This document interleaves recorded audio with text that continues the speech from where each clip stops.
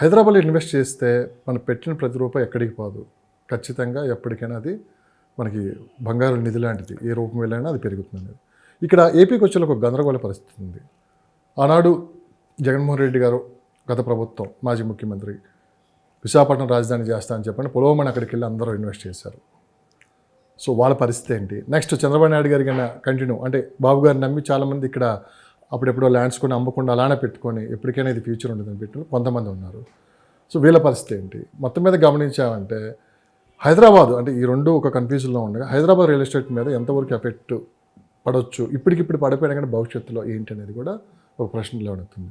ముందుగా వైజాగ్లో ఇన్వెస్ట్ చేసిన వాళ్ళ పరిస్థితి ఏంటి? ఇప్పుడు వైజాగ్లో ఇన్వెస్ట్ చేశారండి. వైజాగ్ ఏంటంటే ఆల్రెడీ అది డెవలప్డ్ సిటీ. ఏపీలో 25 lakhs పాపులేషన్ ఉన్నారు. అక్కడ ఎయిర్పోర్ట్ కూడా ఇప్పుడు భోగాపురం ఎయిర్పోర్ట్ కూడా శరవేగంగా జరుగుతుంది. ఆల్రెడీ శ్రీకాకుళంలో ఆయనకి రామ్మోహన్ రెడ్డి గారికి సివిల్ ఏవియేషన్ మినిస్టర్ ఇవ్వడం జరిగిందనమాట. ఆ శ్రీకాకుళం కూడా జస్ట్ అక్కడ నుంచి ఒక 50-60 కిలోమీటర్సే కాబట్టి ఆ లైనే వైజాగ్కి వెళ్ళాలంటే అలాగే వెళ్ళాలి వాళ్ళు. అందుకని ఆ ఏరియా కూడా గ్యారంటీగా డెవలప్ అవ్వడం జరుగుతుంది. అది వైజాగ్లో తీసుకుంటే సప్లై ఆఫ్ ల్యాండ్ చాలా తక్కువ అండి. మన ల్యాండ్ సప్లై తక్కువ ఉంది. ల్యాండ్ సప్లై తక్కువ ఉండడం వల్ల ఏంటంటే మీకు రేట్స్ అనేవి బాగా పెరుగుతున్నాయి అన్నమాట. అక్కడ ఆ గ్రోత్ యాస్పెక్ట్ పక్కన పెడితే కనుక గ్రోత్ అనేది అక్కడ ఎంత అవ్వాలో సెంట్రల్ గవర్నమెంట్ ఇన్స్టిట్యూషన్స్ అప్పట్లోనే అయ్యింది. స్టీల్ ప్లాంట్ కానీ, పోర్ట్ కానీ, రైల్వేస్ కానీ, నేవల్ బేస్ కానీ, నేవల్ డాక్యార్డ్ కానీ ఇవన్నీ కూడా డెవలప్మెంట్ అయ్యింది. ఇప్పుడు అక్కడ ఇన్వెస్టిగేషన్లో ఎవరు భయపడాల్సిన అవసరం లేదు. భయపడాల్సిన అవసరం లేదండి. రేట్స్ అయితే వైజాగ్ అనేది న్యాచురల్గా గ్రో అయ్యేది. ఏదో పొలిటీషియన్ వచ్చి ఈరోజు చెప్పి ఈరోజు చేసేది కాదు. అక్కడ ఏంటంటే demand and supply. Demand supply తక్కువ ఉంది, అందుకని డిమాండ్ వస్తుంది. ఈ గవర్నమెంట్లు కూడా కొద్దిగా ఏం చేస్తారంటే దానికి కొద్దిగా అవుట్స్కట్స్ కూడా కొద్దిగా కనెక్టివిటీ ఇచ్చారనుకోండి, పీపుల్ కూడా అవుట్స్కట్స్ వెళ్ళి ఇల్లులు కట్టుకొని వాళ్ళు కూడా సిటీలోకి ట్రావెల్ అవుతారు. సిటీలో అక్కడ కూడా తక్కువ లేదు, 1,50,000 ఉంది మీకు సిటీలో. కోర్ సిటీలో ఎంబీపీ కాలనీ కానీ ఇవన్నీ కానీ తీసుకుంటే, మధురవాడ తీసుకుంటే 80,000 అలాగ ఉన్నాయన్నమాట. భీమ్లో అంతా కూడా మీకు 30-40,000 అలా నడుస్తుంది 30 కిలోమీటర్స్లో. యాక్చువల్గా చెప్పాలంటే మన హైదరాబాద్ కంటే కంపేర్ చేసుకుంటే వైజాగ్లో కొద్దిగా రేట్ ఎక్కువ ఉంటుంది ఇప్పటికి. ఎందుకంటే కాస్ట్లీ ఏరియా కాబట్టి, సీ ఉంది కాబట్టి, సీ కొండలు ఉండడం బట్టి ఏంటంటే నివాసత యోగ్యమైన స్థలాలు తక్కువ ఉంటాయి అక్కడ. ఇప్పుడు అదే మాట మీద మీరు సీ ఏరియా ఉంది కాబట్టి అందుకే అంత డిమాండ్ ఉంది వైజాగ్లో అంటున్నారు.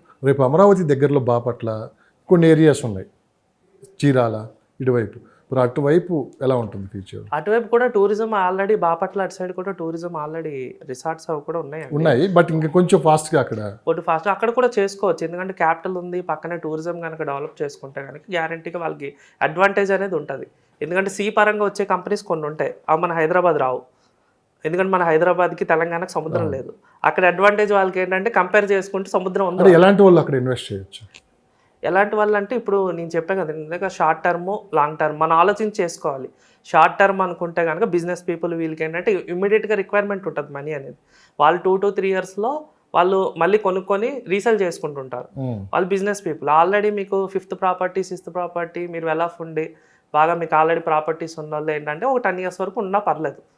అది డిపెండ్స్ అని కొద్దిగా ఏంటంటే 5 years వరకు అక్కడ గవర్నమెంట్ ఎలా ఉంది, దాని పర్ఫార్మెన్స్ ఏంటి అనేది మనకు 1-2 yearsలోనే తెలియడం జరుగుతుంది. గ్యారంటీగా అయితే వాళ్ళు చేసేటట్టుగానే ఉన్నారు, వెనక్కైతే వెళ్ళరు.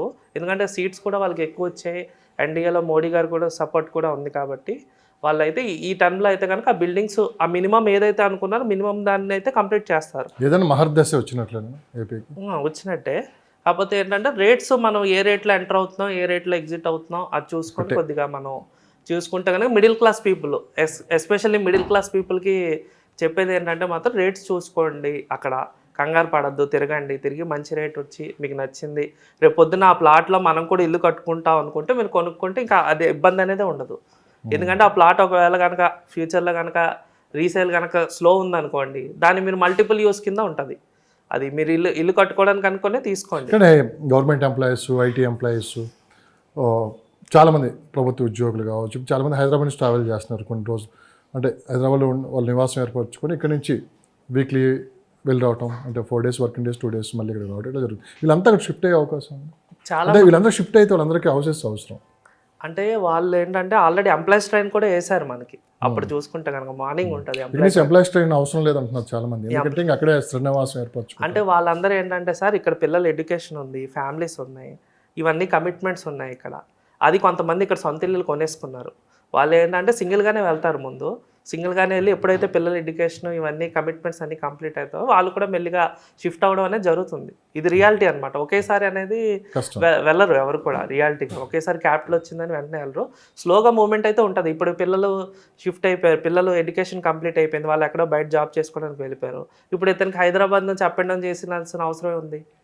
అతను డైరెక్ట్గా అక్కడే ఇల్లు ఏదో రెంట్కో లేకపోతే స్థలం కొనుక్కొని కట్టుకొని అపార్ట్మెంటో కొనుక్కొని ఇంకా అక్కడి నుంచే వాళ్ళు ఆఫీస్కి దగ్గరలో ఒక 10 కిలోమీటర్స్ 15 కిలోమీటర్ రేంజ్లోనే ఉండడం జరుగుతుంది అనమాట. అది గ్యారంటీగా అవుతుంది, స్లోగా జరుగుతుంది ఆ ప్రాసెస్ అనేది. మీకున్న సమాచారం ప్రకారం ఇప్పుడు గుంటూరు కానీ విజయవాడ, మంగళగిరి ఈ ప్రాంతాల్లో అసలు ఎలాంటి డిస్కషన్ జరుగుతున్నాయి, ఎలాంటి విజిట్స్ జరుగుతున్నాయి రియల్ ఎస్టేట్ సంబంధించి? సో అక్కడ ఓ రకంగా ఉంటే హైదరాబాద్ అసలు ఏమనుకుంటున్నారు? అమరావతి రాజధాని అవటం, మళ్ళీ ఇక్కడ రియల్ ఎస్టేట్ వర్గాలు ఏ విధంగా? అంటే అక్కడ బాగానే ఉందండి. అక్కడ ఏంటంటే సౌండ్ ఉంది ఆల్రెడీ. ఎందుకంటే చంద్రబాబు నాయుడు గారు కట్అవుట్ ఉంది. ఆయన 4 టైమ్స్ సీఎం అయ్యారు. యాక్చువల్గా 4 టైమ్స్ సీఎం అయ్యారు. ఆయన ఎరాలో హైదరాబాద్ అనేది ఒక స్టేజ్, ఒక ఇంటర్నేషనల్ సిటీ కింద డెవలప్ అయిందనమాట. ఆ ఎరా మీద దాని మీద ఏంటంటే ఆయన కట్అవుట్ మీద ఏంటంటే గ్యారంటీగా బిలీవింగ్ అనేది ఉంటుంది. ఇక్కడ రేవంత్ రెడ్డి గారు వచ్చేటప్పుడు ఫస్ట్ టైం సీఎం అయ్యారు. అది కూడా అనౌన్స్మెంట్స్ ఏవి ఇంకా ఆయన ఫుల్గా అనౌన్స్మెంట్స్ చేయలేదు. ఇంకా క్యాబినెట్ విస్తరణ అది జరుగుతుంది. వన్స్ రేవంత్ రెడ్డి గారు కూడా వచ్చి అనౌన్స్మెంట్స్ కనెక్ట్ చేస్తే ఇది కూడా తక్కువ సిటీ ఏం కాదు, ఆల్రెడీ ఇది డెవలప్డ్ సిటీ, మన కంటికి ఫుల్గా కనిపిస్తుంది. ఆల్ సైడ్స్ 360 డిగ్రీస్ దీనికి విస్తీర్ణం ఉంది. మనకు వెస్ట్ జోన్ ఎలాగైతే డెవలప్ అయిందో నెక్స్ట్ సౌత్ జోన్ కానీ, ఈస్ట్ జోన్ కానీ, నార్త్ జోన్ కానీ ఇవి కూడా రెడీగా ఉన్నాయి. సిటీ కూడా చూసుకుంటే కనుక మనకు కొద్దిగా సిటీ పీపుల్ కూడా బయట ఇన్వెస్ట్ చేస్తున్నారు మెల్లిమెల్లిగా, ఆల్రెడీ ఇన్వెస్ట్ చేశారు. హౌసింగ్ కూడా వచ్చేది ఉంది హైదరాబాద్ అవుట్స్కట్స్లో అనమాట. అది అక్కడ అమరావతిలో చూసుకుంటే కనుక ఇప్పుడు ల్యాండ్ సేల్స్ జరుగుతున్నాయి. కన్స్ట్రక్షన్ ఇంకా రాలేదు, అంటే ప్రైవేట్ కన్స్ట్రక్షన్ రాలేదు, గవర్నమెంట్ కన్స్ట్రక్షన్ నడుస్తుంది. గవర్నమెంట్ తాలూకా ఆఫీసులు ఇవన్నీ కూడా డెవలప్ అయ్యి 2 to 3 years తర్వాత చూసుకొని అప్పుడు ప్రైవేట్ బిల్డర్స్ కూడా ఎంటర్ అవ్వడం జరుగుతుంది. అప్పుడు మీకు మార్కెట్ స్టాండర్డ్ అవుతుంది. కానీ ఈ లోపు కొనుక్కున్న వాళ్ళకి మంచి ఫ్యూచర్ ఉంటుంది భవిష్యత్తులో. ఈ లోపు కొనుక్కున్న వాళ్ళు ఫ్యూచర్ ఉంటుంది. అది కూడా జరగచ్చు. ఎందుకంటే ఈ గవర్నమెంట్ అనేది 5 years పక్కాగా ఉంటుంది. ఏదో 5 సీట్లు 10 సీట్లు మార్జిన్ ఏం కాదు కదా, ఎక్కువ సీట్స్ ఉన్నాయి కాబట్టి, గ్యాప్ చాలా ఎక్కువ ఉంది కాబట్టి గ్యారంటీగా 2 to 3 yearsలో పెండింగ్ బిల్డింగ్స్ ఏవైతే ఉన్నాయో అవన్నీ కూడా అండర్ కన్స్ట్రక్షన్ బిల్డింగ్స్ని గవర్నమెంట్ కంప్లీట్ చేయడం జరుగుతుంది. మెల్లిమెల్లిగా పాపులేషన్ అనేది వస్తుంటారు అక్కడ కూడాను. అక్కడ కూడా ఏంటంటే ఒక 5 lakhs 10 lakhs పాపులేషన్ వచ్చిన తర్వాత స్టాండర్డ్ అవుతుంది సిటీ కూడా. మనకి ముందు ఏంటంటే ఇన్వెస్ట్మెంట్స్ నడుస్తాయి. ఇన్వెస్ట్మెంట్స్ నడడం మాత్రాన అది గ్రోత్ కింద కూడా మనం అనుకోకూడదు. దాన్ని ముందు బిల్డింగ్లు కట్టాలి, అక్కడ పబ్లిక్ రావాలి, హ్యాబిటేషన్ రావాలి. అది కూడా అవసరం ఉన్నాడు వెళ్తారు. అక్కడ జాబ్ ఏంటి, ఎంప్లాయ్మెంట్ ఉంది, రిక్వైర్మెంట్ ఏముంది, దాన్ని బట్టి వెళ్తారు. ఇప్పుడు హైదరాబాద్ వచ్చారు, ఎవరు ఖాళీగా కూర్చోరు కదా, ఏదో ఒక జాబు ఏదో ఒక ఇది ఉంటేనే హైదరాబాద్ వస్తారు అనమాట. లేకపోతే ఇక్కడ కాస్ట్ ఆఫ్ లివింగ్కి ఎవరు వచ్చి ఫ్రీగా మామూలు ఖాళీగా అయితే చూడరు. ఏదైనా ఒక క్లైమేట్కి ఒకటే భయపడుతుంది అంతే. క్లైమేట్కి ఒకటేనండి. చూసుకుంటే కనుక ఇంకా గ్రీనరీ కూడా అక్కడ బాగానే ఉంది, ఎయిర్ కానీ ఇది కానీ బాగానే ఉంది. గవర్నమెంట్ చేసే డెవలప్మెంట్స్ కూడా నాకు తెలిసి కొద్దిగా క్లాసీ డెవలప్మెంట్స్ ఉంటాయి. ఎందుకంటే ఏదైతే లేట్గా చేస్తున్నారో అవి లేటెస్ట్ డెవలప్మెంట్స్ ఉంటాయి. ఎందుకంటే పెద్ద రోడ్స్ వేయడం, ఇన్ఫ్రాస్ట్రక్చర్ అది చంద్రబాబు నాయుడు గారి గురించి తెలుసు కదా మనకి, ఆల్రెడీ ఆయన ఇంటర్నేషనల్ ఆయన రీసెర్చ్ అంతా కూడా వేరేగా ఉంటుంది. 1 or 2 months అయితే ఖచ్చితంగా మనకు ఒక రిపోర్ట్ అయితే వస్తుంది ప్రజెంట్ మార్కెట్ ఏంటి అనేది. ఇప్పుడు ఎంక్వైరీస్ జరుగుతున్నాయి, కొంతమంది అక్కడ ఇన్వెస్ట్ చేస్తున్నారు, కానీ ఈ రేట్లకి కొంతమంది వెనక్కి తగ్గుతున్నారు. ఇవి పెరుగుతూ పోతాయా, తగ్గుతాయా, అసలు భవిష్యత్తు ఎలా ఉంటుంది అనేది ఒక 1 yearలో తెలిసిపోతుంది. బట్ ఈ 1 or 2 monthsలోనే ఒక క్లారిటీ అయితే వస్తుంది. క్లారిటీ వస్తుందండి, అది కూడా ముందుకెళ్తుంది. కొనేవాళ్ళు కొంటున్నారు. గవర్నమెంట్ కూడా చేయడం కూడా జరిగింది. ఇప్పుడు తెలుగుదేశం పార్టీ ఎన్డీఏ కూటమి అధికారంలో ఉంది కాబట్టి ఒక 1 or 2 monthsలోనే మొత్తం మళ్ళీ ఒక మాస్టర్ ప్లాన్ తీసుకొని సో దీన్ని ఎలా డెవలప్ చేయాలి ఏంటి అనేది వాళ్ళు చూడటానికి కూడా జరిగింది. ఏదైనా 2 months తర్వాత క్లారిటీ వస్తుంది. బట్ ఇక్కడ ఇన్వెస్ట్ చేసే వాళ్ళు కావచ్చు, లేదంటే ఏపీలో ఇన్వెస్ట్ చేసేవాళ్ళు ఎవరైనా సరే కొంచెం రేట్లు అవి చూసుకొని సరైన ప్లేస్ ఎంచుకొని ఇన్వెస్ట్ చేస్తే మనకు ఖచ్చితంగా బంగారు భవిష్యత్తు అయితే ఉంటుందంటారు మీరు, అంతే కదా? అంతే.